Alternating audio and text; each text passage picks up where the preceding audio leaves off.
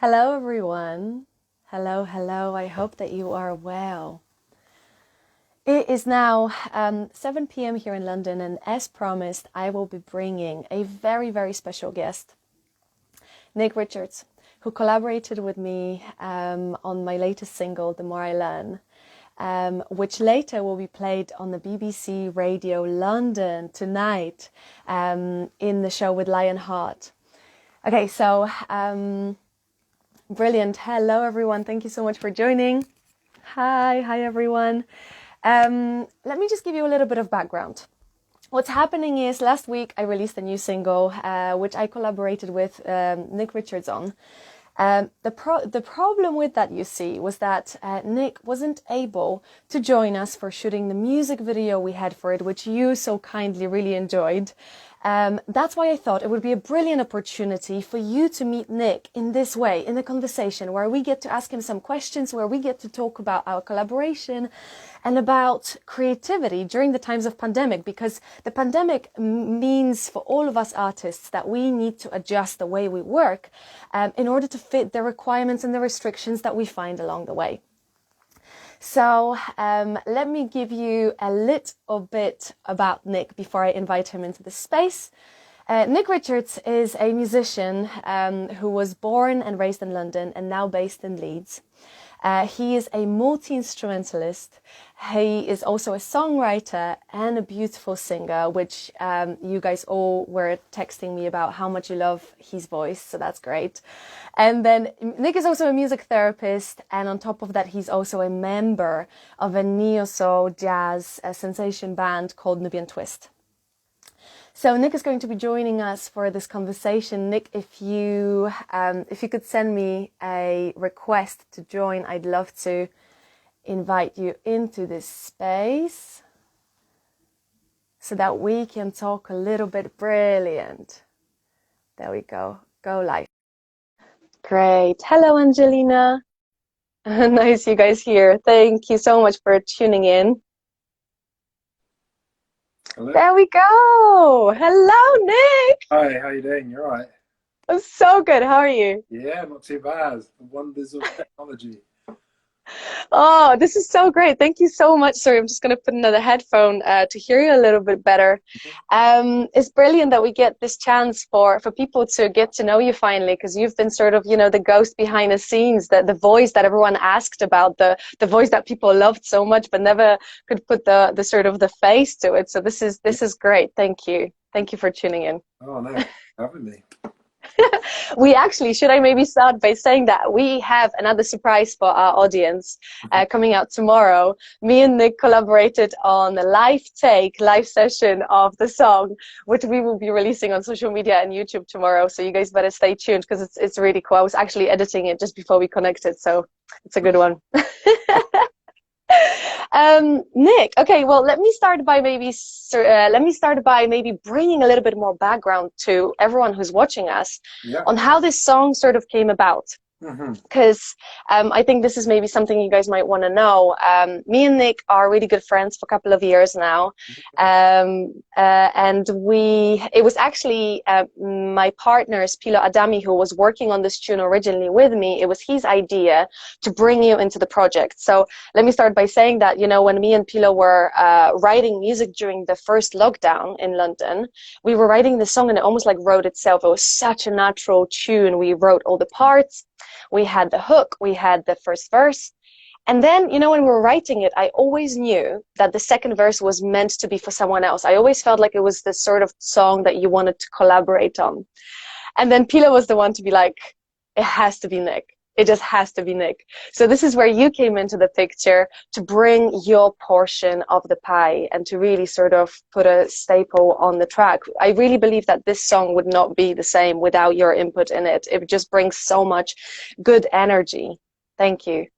Oh no, it's been a pleasure, the whole process. I mean, it's been about 6 months maybe for the whole tune to come across. And I remember getting the initial email from Pilo and hearing tracks that you guys were working on, and him saying, yeah, would you like to put something on this? And I have to say, it was a new opportunity for me also, because You know, I write and I sing with Nubian Twist. Mm. But I'd not really kind of ventured into doing more kind of solo vocal stuff, although I've been like thinking about it now. And you know, I was just in a process in my kind of well, in a place in my career where I wanted to, you know, really just work on as many things as I could, really, and just like collaborate with as many people as I could, you know. And Amazing. I just loved the feel of the music, um, and working with people that you know also, you know. I'd heard the material that you'd been working on, and we'd spoken about it for a while. Mm. You know, to be able to kind of help out a friend, you know, and work Absolutely. together was just amazing. So, because of that, you see, because of collaboration, you kind of bring a little bit of yourself into something that's already almost like created, right? Because when I wrote it, I already had the hook, and the hook kind of indicates the direction of what the song is about, right? So the chorus Yeah. already gives a pretty strong idea of what we're talking about.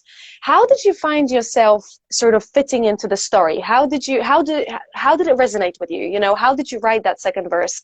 Were there any sort of like private stories that you were able to sort of rely on, or was it something that you completely had to imagine because it was so irrelevant, you almost had to act the lyrics out?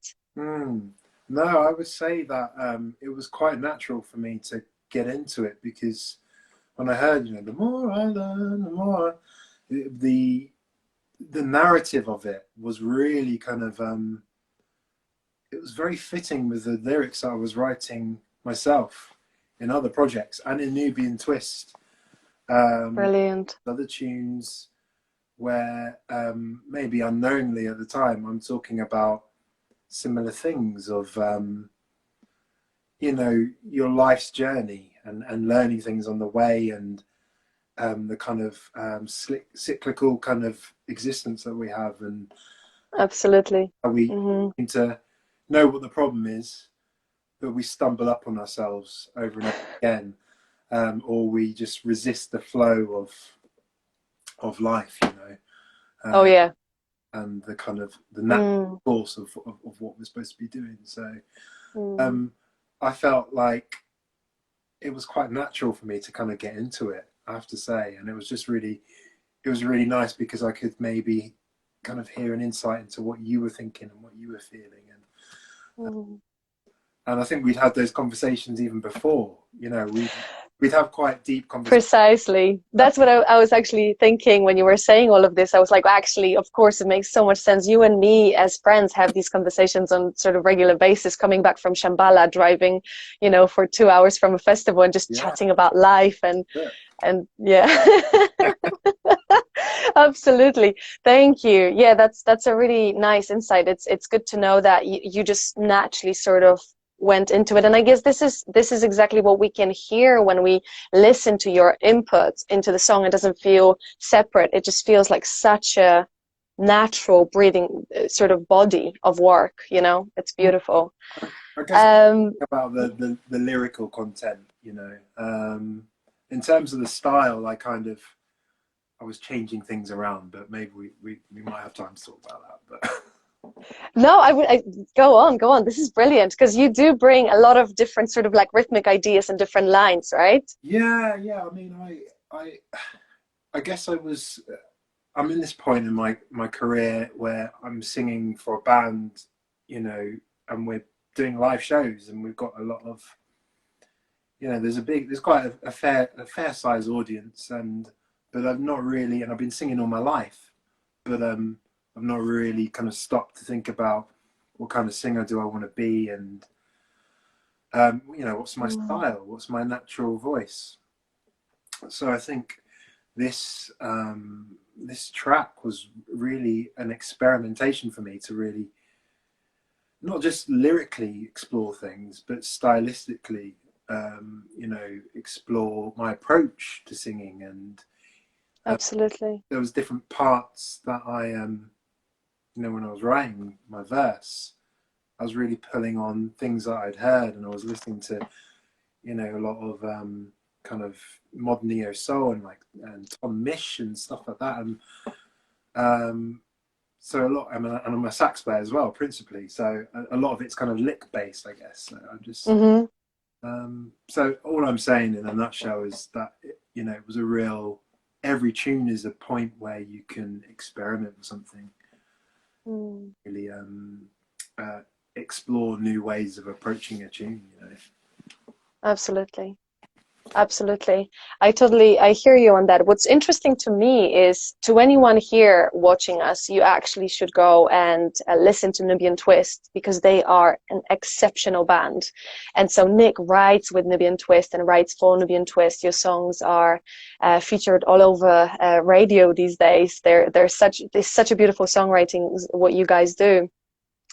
And that's why it's interesting what you're saying, that being part of a larger band almost like made this space for you to explore who you are as an individual, as a singer individual, almost like there was no space for that because you have to cater for 10 other people, right? This is very interesting. Yeah, that's it. I mean, I do feel held by the band, and lyrically, I can kind of go where I want with it. But I think the process of working with yourself, and also I think the experience of the last year, where we're Mm-hmm. quite isolated, and we're having to work remotely and share stuff that way. Um, um, yeah, I've had to kind of really think about my personality, and I Mm-hmm. more for myself now than I ever have. Mm. That's what I practice the most now, and that's what I'm getting into. That's what drives me, writing new material, Mm. more so than at the moment than picking up the saxophone or. Amazing. Let me then ask you, because today's sort of conversation subject is actually creativity during the times of pandemic, and you're slowly touching on that. And I'd like to sort of develop this idea. So you're saying that during the pandemic, you gained this space to explore who it is. Who are you as a singer, as an artist, as an individual entity, right? Yeah. What have you found during this search? Oh, I think I found. Well, I'm still searching. Okay, Mm-hmm. that's the main thing. Um, I think what I found is that I've got a lot more to say than I thought originally thought. Beautiful. Personality is like I'm quite reserved. I'm quite chilled, and um, I'm not the one to kind of be like going into a room and Speak up. sharing all my music, and bragging about what I do. It's not like it's not my thing. But I'm just realizing that I got something to say, Mm. whether it's in lyrics or it's in the music that I'm writing. And I think with the things that I've been doing, we're working on this track, but also working in Nubian, quite often when I've been writing remotely, I kind of get this experience where, I might write all this material, but it's only like a year down the line when I'm really able to reflect on it and think like, wow, that's, I understand what I was trying to say now. Mm. Interesting. My process of Yes. writing is very much kind of, to use a therapy term, to kind of free associate and just to let it flow. And it's kind of a bit of a collage of words and things like that. And I don't think lyrics necessarily need to make complete cohesive sense. You're really putting Mm. themes and you're just chucking it all together. And Mm-hmm. as long as the music holds it right and it's balanced, I think that's amazing, because then Mm. it still has a kind of an air of abstract to it, which allows Absolutely. their own message from it. Which also allows the song to be timeless for you as well as the public that listens to it, right? Because when the message is not so sort of clear, when there's a lot of scope for interpretation, for self-discovery, it makes it a timeless writing, doesn't it?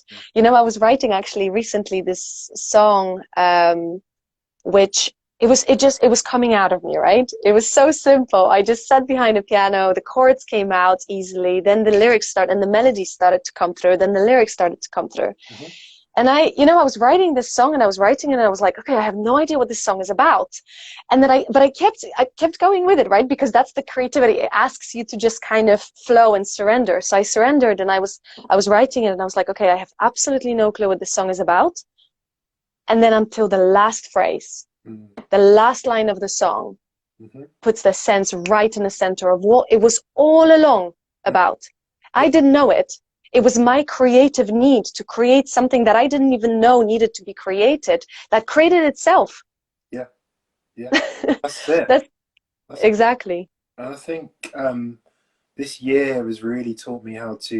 I mean, when you're working with other people, um, you definitely feel it when you're working collaboratively. But I think when you're writing by yourself, and over the last year, when you write quite a lot, a lot of stuff by yourself, a lot of stuff alone, Yes. um, you kind of have to really trust the process Mm, fully.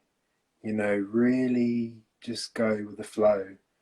Don't mm, allow any. I've really had to kind of train myself to not allow kind of my ego to get in the way of, to be too critical of the music before I've created something. Do you know what I mean? mm-hmm, mm-hmm. The idea that I go with is the first idea because that's the most Beautiful. honest idea quite often. Absolutely. Before the filter comes up and it's like, oh no, that should be a B flat on a, Yes, I've been there. And that's the beauty about allowing it to happen, which also kind of refers to what the song is about, isn't it? The song talks about surrender. It talks about just let it go. Let go of the control that you want to have over everything. Because why? Because then in the creative process, you write something, it kind of writes itself. And then you realize, oh, I have more to say than I thought I did.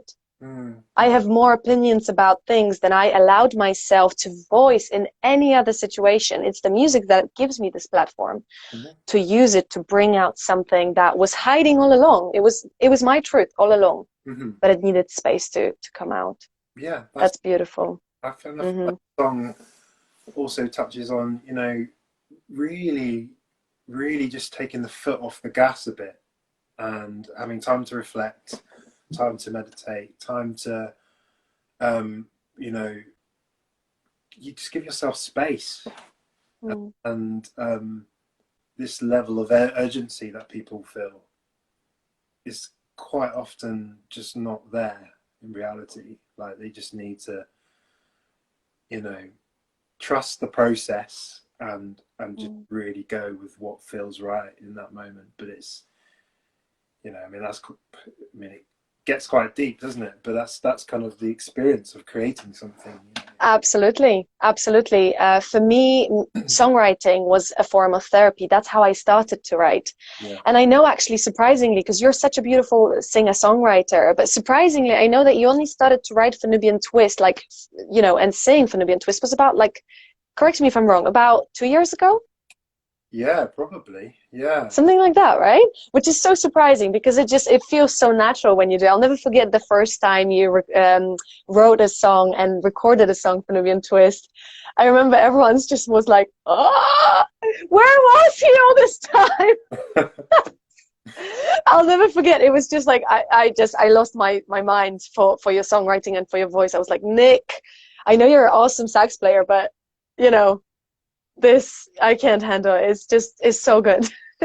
So well done for opening that sort of, coming out of the closet and really showing yourself to the world for who you are. And I know that actually right now you're working on your own material, aren't you? Which is also, I guess, this is sort of like a result of the space you decided to take for yourself and to develop yourself as an artist, as an individual. Because I remember we were talking over the phone and you were mentioning to me you're now mixing electronic music as well as your songwriting. So you're incorporating, sorry, the electronic music into your songwriting, right? Tell Yeah. us a little bit more about that. Um, so I've always kind of I've always kind of been into electronic music, mainly through like dub and dubstep when I was kind of growing up. When I was first going to clubs, it was just dubstep really. And when I first moved to Leeds as well, it was dubstep. That was just kind of like modern bass music. And then through like necessity of like having to make a living as a sax player, I started doing house music gigs and stuff like that, and playing sax along with DJs and stuff. And you know, the music wasn't always kind of what I wanted to do, but it was a gig. You know, it paid the bills and put food on the table. But as I got more into it, I started kind of like exploring more genres of house music, techno, things like that.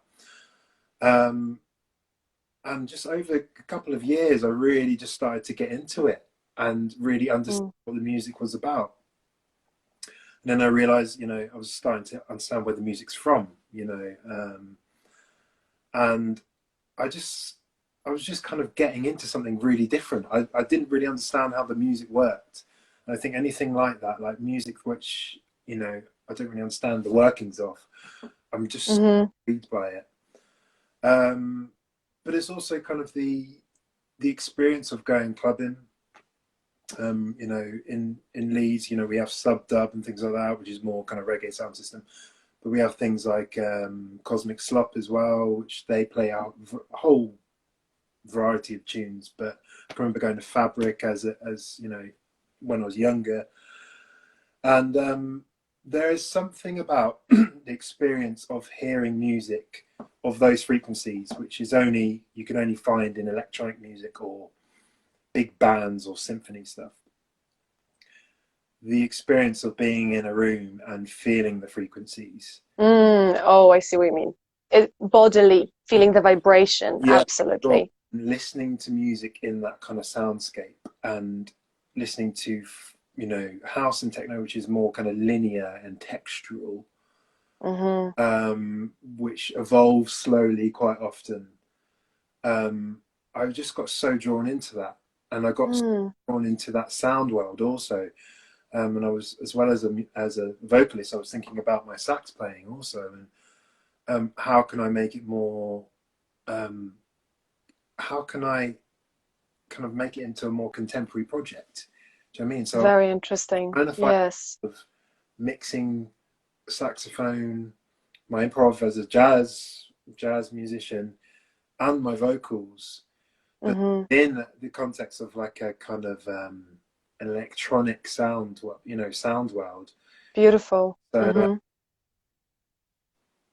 yeah, so something really different. So I've just Nick, this sounds like something I would love to listen right now. So when do you think you can sort of share any of those results with us? Because I'm already getting impatient. This sounds good. Yeah, I mean, I've got endless stuff on my laptop, which I've just I've been writing over and over, and the more time I spent on it, on my production skills, the more I've kind of wanted to redo bits, and yes, I've just trusted the process really. But it does feel now that I'm, you know, I'm happy with the stuff that I'm making, and I think the most important thing is that you release stuff. So I just have massive respect for you because you've done I've seen you do like the full cycle, and you know, we're having this conversation now. Yeah. But yeah, you've seen the sort of behind the scenes and the way into it. Absolutely. Yeah, but working on this tune also is just really helped me to kind of figure out who I am as a vocalist, and you know, what my vocals going to sound like on my own projects and stuff like that. Brilliant. The journey, and I don't always know where I'm at with it, but I just trust it, you know. But hopefully absolutely, you can hear something, you know, by the summer. By the summer. Ooh, okay. Well, then I'll definitely. We'll see. Sorry. Say that again. Sorry. Maybe just a couple of tracks, like a single and a B-side or something like that. Or that will do for me for now. It's just to, you know, just to sort of feed my appetite over there. It would be wonderful, Nick. I'll make sure that after this this live, people are sending like comments here with hearts and stuff. So I'm sure there's people out there who really look forward to hearing your very unique, very individual, very much of sort of, you know, your own project, the vision of how you see yourself, I guess, today at the point you're in as an individual artist and singer. You know, as you were talking about the physical expression of electronic music, a question popped up in my mind. How do you think, for anyone who doesn't know, Nick is also a music therapist. So amongst all these things he's sort of capable of doing and so talented at, he's also a working music therapist. How do you think music therapy sort of goes into your music? Does it at all intertwine with your writing? Does it at all build you as that individual singer? Is it in any way sort of, does it come together? I always think about this, and this is really, it's quite complex, but one thing I would say first of all is, like, in this lockdown, writing music, much like what you've said earlier on, is writing music was so important for me to look after myself. It was so important to, you know, who I am as a kind of human being. You know, the setting that I work in music as a music therapist, so I work with children who've experienced kind of trauma, and it's very challenging work, and it's very emotionally draining, and it's very rewarding. So I think this process of finding out who I am as a vocalist and writing music has been vital for my well-being, you know. Amazing. Yes. And it's also been a container where, you know, I can, you know, express, you know, how I'm feeling, a bit of perhaps what my patients are feeling, I don't know, but into the music, and it feeds into that for sure. You know, and it's not always conscious either. It's just, you know, I have to kind of get it out, and it's a way for me to figure out what that, you know, how am I feeling, and what the hell did I just experience today in music therapy. Another way that I think about it is that, you know, I work with children who have had really difficult starts in life, and, you know, this really affects their play skills, their ability to trust adults or their peers. It affects their development, social, emotional, their communicational skills. And I think what we're trying to do in essence in music therapy is to create play, create that intimacy that we have in music. Yes. Like when you're doing a gig and you're, there's someone accompanying you, and you're looking at them and they're looking at you, or you're not looking at each other at all, but you can feel each other in the space. Absolutely. You know, that just special co-creation. And you don't have to be a musician to feel that. Like, you feel that in music. You know, people get something from music, and from sharing music with other people, which is really intimate and really heartfelt. And these kids find that really difficult because of their experiences. So, part of what I do in a nutshell as a music therapist is slowly bring that in and find ways of bringing it in which they can work with. So I guess what I'm saying is that, you know, music is so precious, so precious. And I think being a music therapist, you know, only qualified about 2 years ago now, being a music therapist has made me really appreciate music and the privilege of being an artist and being able to, you know, sing and share the stage with people and have people come and watch my music and stuff. You know, Absolutely.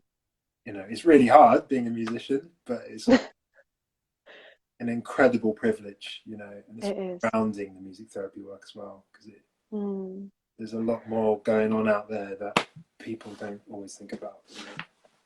I guess my next question to you then, because you talk about playfulness in the music therapy and how important that element is. how playful can you be when you create music? You know, coming from being a musician myself, I know that sometimes it's hard to let go of my ego and the trained thought and the trained mechanisms in me, because I've been training to be a musician my whole life. So Yeah. when I get to do it, I am more analytical than I am playful. But this is something I'm working on. That's why I'm wondering, how do you find that playfulness versus the sort of, you know, the skill that you gained through life as a musician? How do you balance those two? Um, so how do I balance the skill with the, sorry, what was the other With the playfulness, playfulness? like how do you, yeah, can you allow yourself to be playful, you know, or is the sort of the analytical side taking over a little bit too much? Yeah, yeah. I now try and keep them very separate from one another, and they're both very, very useful. I find the way that I generate music, the best music that I feel that I create is from when I'm most playful. Mm, I can always remember my composition teacher when I was doing my jazz studies. He said, he says, you're analyzing something before you've even created the idea. Just like write the idea, record it, write it down, and leave it. And then you can come back and arrange it and edit it and things like that. mm, They're two very different processes. And it's really important to kind of sometimes keep them separate. And, you know, what I was saying about trusting the process, you know, trusting the process of writing definitely is more fitting with the playful side, I think, and spontaneity. Um, but it's also, it comes with, it's also about being mindful as mm. well. And, you know, knowing when you're kind of, I mean, I get it on the sax all the time. You know, I was writing something today and my fingers want to fall in certain places, you know, because I've spent hours playing bebop like, and jazz. Like, that's my bag, but Yeah. it's not always the way I want to write. But um, I think the most Mm, trustful way that I could write, if that's the right way to put it, is mm. by singing an idea. Mhm, mhm. And by singing an idea, it's really honest, and it seems to kind of go past those filters and the ego. Yeah. Um, and you know, I've got countless like voice memos on my phone and videos where I'm just like, literally, I made my breakfast and I'm going into the other room and I'm just like, ooh, you know, like idea, and then that becomes like a tune, like, you know, maybe a week later, and it's Mhm. so yeah. I absolutely agree with you that the voice is a powerful tool to create with. Voice also goes beyond it goes beyond physical. Any other instrument, you need something to make it with, right? You need something to create. You need an object. You can argue that voice is an object too, because obviously of the body. But it's the most sort of the most organic way to create any sounds. And, you know, I can relate to what you were saying about that connection through the voice. Is when I, for example, ran my meditation events, and I start singing or chanting when we're meditating, and people literally always write to me after the session saying like, I cried when you sung. Mm, mm. I cried. I don't know why, but I cried. And you know, and then you kind of have this conversation with them that, you know, it's singing is more powerful than people realize. Yeah, It is a connection. And this is exactly what, you know, when you're saying you feel so privileged to be a musician, to connect with people from, you know, the point of singing to someone, expressing to someone, giving something. It's that privilege of having something in you that you can give to people that will bring you closer together, ultimately. that's it. It's a massive gift, and um, yeah, I mean, if you're able to share it, just cherish that. You know, 'cause, Absolutely. um, you know, music therapy has definitely like taught me that. Like, it's just so precious, never Hmm. for granted. You know, the ability to play with someone and to trust someone in that moment, and to, you know, to be able to sing with them. You know, there's so much Yeah, trust and to go with that. You know, it's absolutely. Amazing. Absolutely, Nick. I guess I'll be wrapping up just because I know you've got another Zoom call after this. Right. I guess I just wanted to leave everyone on a positive note.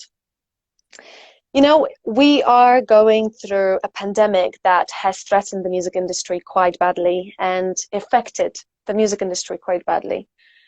I would like everyone to know that musicians will thrive through this. Musicians will never give up through hardship, because this is when we need music more than ever. We need music to bring change, to lead the change, and to give hope, to keep us all connected, and to keep us all, you know, music gives space for vulnerability, and we do need to sometimes feel vulnerable, especially in times like this, when just what you said, at the beginning of this pandemic, when you had nowhere to go, nowhere to be, you were faced with yourself, you started to ask yourself the questions of who am I as a musician?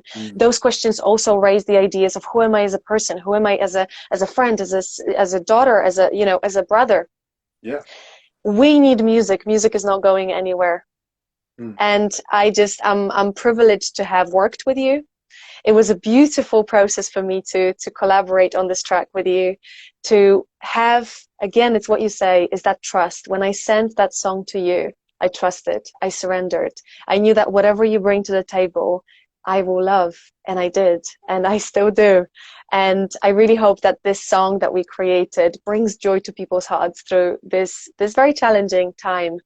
And yes, thank you for tuning in, Nick. Thank you for everything. Thank you for having me. And I think Thank you, dear. the song's gone full process now, and it's like it's lovely to have the opportunity to reflect on it also, because that's not only do you see the real well, it enables you to kind of figure out what you've done, you know, just the process of it all and what you've learned from it, and just to share it. It's been lovely to share it with you. Thank you. You too. Thank you so much. Thank you, Nick. And for anyone who's here, thank you so much, Magda. I can see your message. Thank you, sweet. For anyone here, you guys should know that me and Nick have another surprise for you tomorrow. We are going to be dropping a live take of the single, The More I Learn, on YouTube as well as our social channels. So stay tuned. It's out tomorrow, and it is super fun. It's been lovely to have all of you joining us today. Thank you to anyone who stayed with us throughout the conversation, and thank you again, Nick. Thank you for everything. Thank you. Cheers. I send you love. Bye. Bye, my dear. Bye.